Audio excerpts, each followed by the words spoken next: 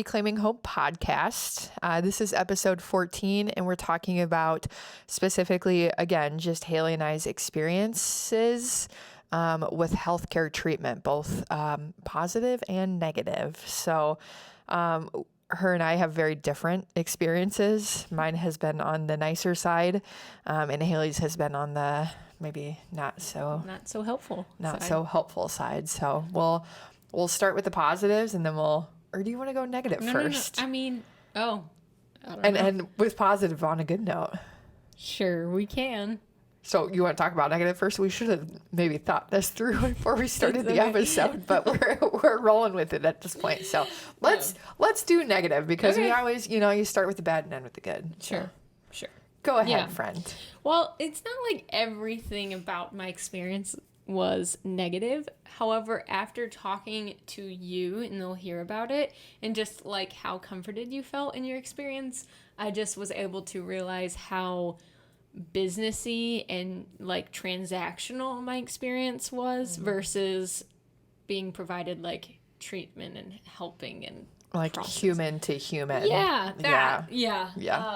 So I was going to a OB office that apparently now, after going through this, everyone I talked to, they are really good at their routine checkups and healthy pregnancies, and they can deliver babies. And I know a ton of ladies that go there.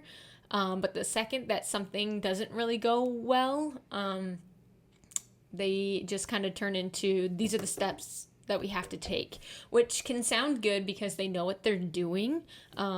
As soon as they said, this is what it looks like, here are your levels, this is the plan we have to do, you have to wait all these days, like, here are your options, we've talked about this. So the pill, the DNC, at home, they know what they're saying. It's the fact that they know what they're saying and they've done it so much where I think that they, if it's like they've either lost like the empathy towards it. So like bedside manner. Or no offense, but like there's some doctors that are just know their books and it just comes off like factual instead of relational. Sure. So I feel like even from day one, as I was getting the news, it was, hey, this is a pregnancy that was started that won't be completed. That was the sentence. I can hear it all the time. Instead of saying you're having a loss, like, or whatever it was. There was it was just, this is what's happening. And then the doctor came in and same thing of just, here are your options. You can do the pill, you can do at home, you can do the DNC, and you're still in the whiplash of like, I thought I was going to be pregnant, and now you're just telling me these things. And I remember crying, and the doctor, it's funny now because she's just so like blank, and I started to tear up, and she was like, I'm sorry, I know you weren't expecting this news, kind of like, just like, and she acknowledged it, like, what are you gonna do, you have someone crying in front of you. So she's like, whatever, but they didn't give me tissues, they didn't like try to like comfort. It was just like, I know this is probably a lot to take in, like, call the office basically and let us know what option you decide to do. And you're like, okay, and then you just want out of there at that point. Yeah. So that was one aspect of the things that I just, after processing it and looking back and now having a different doctor, I'm like, well, that wasn't very gentle or kind through that process. The other thing that I did not necessarily care for, and this might be with any doctor's office because I've talked to other ladies who feel like they were not prepared as well, but after I chose to do the miscarriage at home, I was just not prepared for. They didn't really equip me for what was going to happen, which we're going to actually talk about that in the next episode more in depth. But I felt very like bamboozled by this lady who said, oh, this will happen. And then when you go back in after, you're like chick, that happened, but you left out 95% of what occurred. Really, I remember them telling me like, you'll know. And then after it happened, I was like, well, you're right, but gosh darn, you probably should have told me my body was going into labor. That's the next episode. But so I didn't really feel equipped for anything. And I feel like even if I did the pill option, I wouldn't have been prepared. Like, they just don't they say these are your options, and then you ask for more detail, and they're like, the detail is that you're having a miscarriage and you need to get the fetus out, you need to get the baby out, everything, like, this is what has to happen.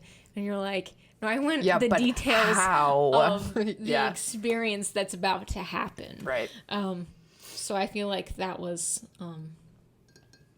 just not handled well either. Sure. Once I was in the hospital, because I did have the DNC, once I got to the hospital, I feel like everything was fine. Because that was routine for the hospital Well, did you staff. even, like, really see your doctor during your DNC? Maybe. I was so... she's the one that did it, so she came in to say, like, this is going to happen. Right. But that's about it. No, talk to the anesthesiologist. But that's what I'm saying. The nurses on this pre-surge, they were gentler and they were nice and they knew why you were there. And so the hospital staff was fine. But then even post all of your appointments of 1 week after the DNC and like those kind of follow-ups, it was still very much like back in my OB office was very businessy of just like, okay, so how are you feeling today? And I'm like, well, not great. I had a DNC last week and I lost my baby. Right. Like, why would you ask me? Like, physically I hurt, mentally I hurt like, more. Yeah. Yeah. And they weren't really getting that aspect of, there was no just awareness, I feel like was down on that. Like, even from day one, you find out you're pregnant, you call your doctor, you say, I'm pregnant. And they say, okay, you need to schedule first. What has to happen is you have to schedule a financial appointment. That's the first thing you have to do. Really? Before you have any other appointments. So on October 19th, I had my financial visit where you basically tell them how you're going to pay for everything. It's a payment plan appointment. Wow. With some financial advisor in the back. Interesting. Yes. And then the 25th, I had my appointment and everything went down. So then this is a completely different tangent, but then I have to call back after all of this and say, hey, I made a deposit. Can I get that money back? Yeah. And that's so much more awkward. Like, why wouldn't you just let the mom process that she's pregnant? Wow. Or anything. It was, hey, we want to know how you're going to pay us up front. Interesting. Huh. I know. So then they gave us our money back, but it was a deposit on a child that you didn't even have yet. And then now that is painful to have to call back and remind, and the people don't pull up your charts. You have to say, like, why? Oh, because I had a miscarriage, you know? And I'm like, this is a jank system a little bit. Yeah. So it didn't really seem loving. Those are my negatives. I mean, so we'll get into my positives here in a second, but I did have a couple negative experiences. Primarily came with the second one, with the second miscarriage. Initially it was the scheduling staff over the phone that were, again, very transactional, lack of emotion, like did not acknowledge that I was upset. So we were trying to schedule my DNC. I went in on Monday, found out that we lost Ethan. And then they said, we'll give you a call. We're going to go right into the DNC. So Monday night, by then, like, I hadn't heard anything. I thought they were going to call. So then they call Tuesday, and the lady is scheduling me for the following Tuesday. So a whole week I have to sit there knowing that my baby is deceased in me. And I was like losing it. I was crying over the phone. And honestly, your body could have done it. Like, it could have started. Yeah, I could have started by then. And she just, like, no emotion, like, did not acknowledge that I was upset. She was like, yep, this is all I have. And I was like, is there any other way I can get in there? Like, I don't know that I can do this for a whole week. She's like, nope, this is all we have. Click. So that was the end of that. And I was like, I lost it. I just lost it of, like, there was no empathy for that situation of, like, clearly I was upset with that. So, that was not the greatest experience. And then after everything with Ethan, we sent everything over to get tested, to do the genetic testing, to see what had gone wrong. And then that comes with like a genetic counselor appointment, which is like over 2 hours long. And so we went in, sat with the genetic counselor, And we were with her for like close to an hour and a half. And so she's going through like our story, our family history. She's like literally like drawing out like your family tree and going through like all of these like potential losses in the family and if there's anything connected to it. So she looks at everything, looks at our story, and she told us, I don't think the 2 miscarriages are related. I don't think you need to go back and test the first miscarriage, which took me off guard because I didn't realize. I was like, they have like the remains of my miscarriage still like stored. Guess they do. They do. So, but she explained why that was not a good idea to do. And so we were good with that. We were fine with, going about our business. So then she leaves the room and then the doctor comes back in. First off, he has no idea who we are. So he was like, oh, you guys are medical students? And we just like stare at him. We're like, are you in the wrong room? Or nope, not us.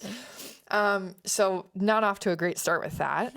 And then he basically took an atomic bomb to everything that we had just discussed and decided with the genetic counselor and said, well, I think you need to go back and test the first miscarriage so we can get a whole story, blah, blah, blah. This is why I think you should do that. And I'm just staring at him, looking at Bennett, trying not to like completely lose my mind. And then he's like looking at my chart online. He's like, and it also says that you've been dealing with infertility since 2015. And I was like, Ben and I were maybe dating for like 2 months in 2015. So not a thing. I'm not sure what you're looking at. And then he blamed it on my doctor, my OB. And then that's when he was like, well, the OB must have like noted it wrong. And I was like, I'm out. Like, I'm so out. So he leaves.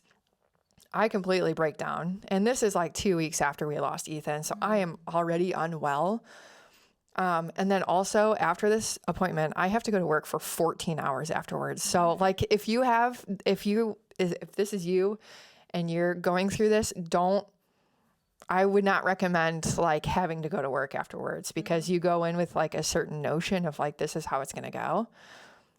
And I did not get that of like, oh, they're going to give us a perfect path of like how we can like continue on, which did not happen. So yeah, that whole thing was just a complete mess. She ended up the counselor came back in and Bennett, like obviously like she knew I was crying and Bennett was like, okay, so let me catch you up in the last 10 minutes of our lives. Let's recap because this man just came in here very nice, but not a clue of what we just discussed after an hour and a half, so that it was just, again, it was very transactional. Obviously didn't really look at anything. Like he didn't look at our chart, prior to going into the room. He didn't even know who we were. So it just felt like very impersonal, very ill prepared. And I was already in a very like not great state of mind. So yeah, those are like my only 2 not super great experiences with healthcare. So yeah, we probably have a whole other episode on the billing process and all of that jazz, but that's not fun either. To get like a month later you finally process that you lost a baby and you're starting to like figure out life again, and then all of a sudden you open the mail and you get whacked with the bill that you didn't expect and medical terminology that you weren't expecting to be labeled on those bills either. Which can be overwhelming, but we can get into that later. That's maybe a different topic, but yeah. So, okay, you're right. This was good. So get the bad they're all like, way. oh my gosh, this is a terrible episode. But wait, there's more. Wait, there's more. Yeah. Okay. Yeah, so the positive. Yes. Do you have anything? I can think, okay, so with my old doctor, I feel like I was telling you before this that there was some nurses and like staff intermittently that I could tell felt bad. And the one specifically that I remember was the lady that had to do my blood work. So I was just told I'm going to have a loss and they wanted to take my blood and then I would do it in a few days to kind of see what the levels like comparison would look like. And so I just got told and I'm crying and then I get walked out to the station and have to get my blood taken. And that nurse was very gentle and loving and like very kind towards me. I don't know her name or anything about her, but I could tell that she was very, she looked at the paperwork and knew why she was taking my blood. It wasn't like, oh my gosh, you're pregnant. Yeah. Or like, yeah. So that was good. I could probably think harder, but that's all with that one. But this new doctor, well, it's the same practice that you go to. So there is that like front desk and like there is some businessy mindset to it. It's a really big, it's a big facility. Yeah. So like they have to have order and like there's things like that. But I feel like they know what they're doing and they're efficient. Yeah. And my new doctor gets things done. Yeah. So that is very helpful. Like I'm not pregnant, but like she guides me on the path and she makes me feel good even when I'm not pregnant yet and like what the steps are, and she's very outgoing, very quick like appointments, but she walks in and she read my chart and she came in prepared. Following up and like, did your husband do this? Did you do that? Okay, what are we doing? And it's really quick and I'm like, okay, so it seems transactional, but she knows what she's doing, what she's talking about. Yeah. She read my chart, she's ready to go. And within like 2 months we already have done procedures, done tests, figured out some things that are wrong, and like have a plan in place, which is way more than 2.5 years at the other place. So, Right. So that is a positive side. Yeah. Yeah, absolutely. So my doctor is in the same facility as, we have different doctors, but same practice. And then when I moved to South Bend, I had decided that I needed to get an OB just for general checkups.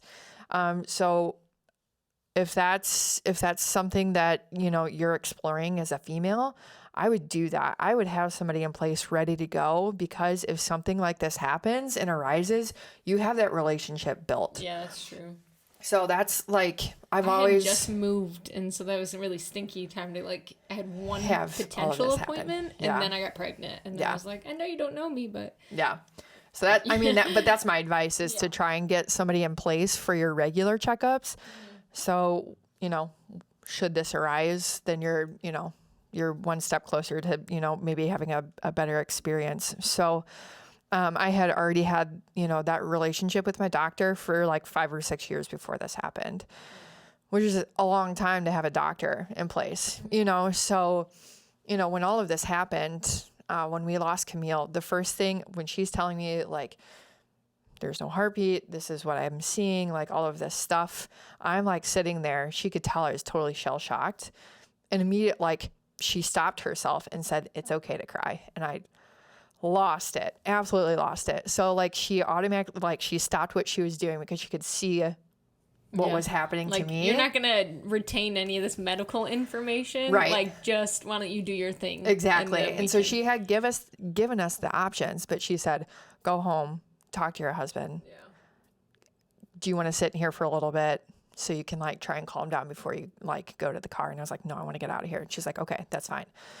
So, and that was the week before Christmas. So that was, I think it was a Monday. And then Christmas Eve was on Thursday. So she's like sitting here racking her brain trying to figure out I had don't lie to them, okay? I had miscarried a week before Christmas. Yeah. Then we had decided to do the medications. I came back. We had seen that the medications didn't work, and then we had decided we needed to do the DNC. So when I had come back in and they looked at everything, that was a Monday. Christmas Eve was on Thursday. She's sitting there trying to figure. She's like, I don't want you to deal with this over Christmas. Let me look at my schedule. We're going to try and figure this out so you can get this done and go home for the holidays or whatever. So she took time out of her day to try and figure out where she could place this so we can get it done before Christmas, which is what happened. And then with my second miscarriage, again, same kind of like experience in the ultrasound room when we found out that Ethan had passed. But it was more of like, I think you should do the DNC because of all of this, all of your history, all of these things. But you can trust her opinion now. Exactly. Yeah. It wasn't like this is a medical fact, blah, blah, blah, blah. Exactly. She's looking at you like, Kelsey. She knew, just... like, she knows me, you know, and at this point, like, she's like, this is everything that has happened in the past. I think you should do this. And she wasn't saying you need to do the DNC. She's saying, I think this is what you need to do. And then, like I said, that, you know, the lady over the phone wasn't super great with trying to schedule my DNC.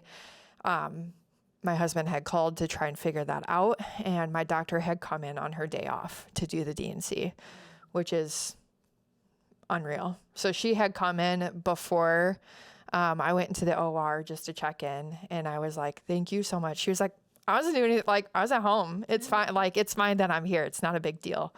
And then I didn't see her after the DNC, but she went and talked to Bennett afterwards, and he again was like, thank you so much. Like, you've done so much for us, and like, it's obviously like you care about us and all of this stuff. And so that was just, it was really nice. So she's great. Anytime I go in there, it's always, she asks how I'm doing, like, mentally first before we get into the physical part of it too, which is nice.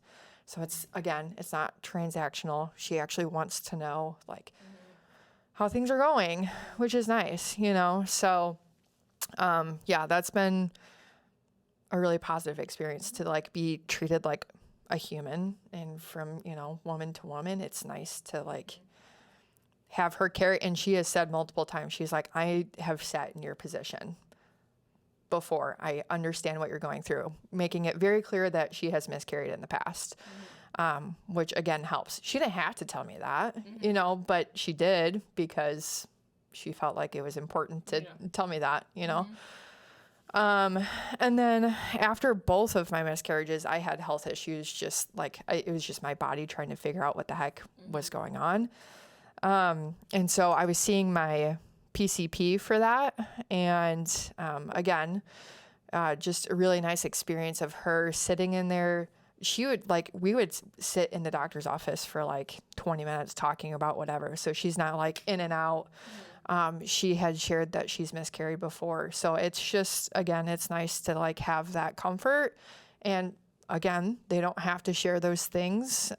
But it's nice when they do, because you don't feel like you're so alone, in that process. So, and again, like, the hospital staff were super great with us and all of that. So no negative experiences with the surgeries, and everyone was super gentle with us, which was great.